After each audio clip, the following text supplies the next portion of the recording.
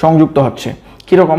অর্থাৎ মার্ক ডিস্ট্রিবিউশনটা এরকম হবে, বাংলায় 25, ইংরেজিতে 25, গণিতে 25 এবং হচ্ছে আপনার যে ঐচ্ছিক বিষয় বা যেই বিষয়ে আপনি নিবন্ধিত হবেন সেই বিষয়ের উপর 25 মার্ক থাকবে। এই টোটাল 100 মার্কের পরীক্ষা হবে। অথবা আরেকটি সূত্রে জানা গেছে যে এই মার্কগুলো 20 করে হইতে পারে, তখন জেনারেল নলেজটা জিকেটা ঢুকে যাবে। অর্থাৎ বাংলায় 20, ইংরেজিতে 20, সাধারণ জ্ঞান 20 এবং আপনার যে ঐচ্ছিক বিষয় থাকতেছে এই ঐচ্ছিক বিষয়ে 20, ম্যাথে 20, এই টোটাল 100 মার্কের পরীক্ষা হবে।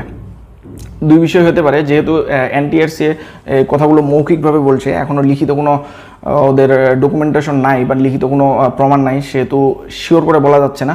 তবে এই দুইভাবেই হতে পারে। তবে ঐচ্ছিক বিষয়টা সামনে 19তম নিবন্ধন পরীক্ষা থেকে অ্যাড হচ্ছে, এটা আপনারা ধরে রাখতে পারেন।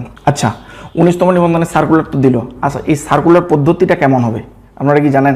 এই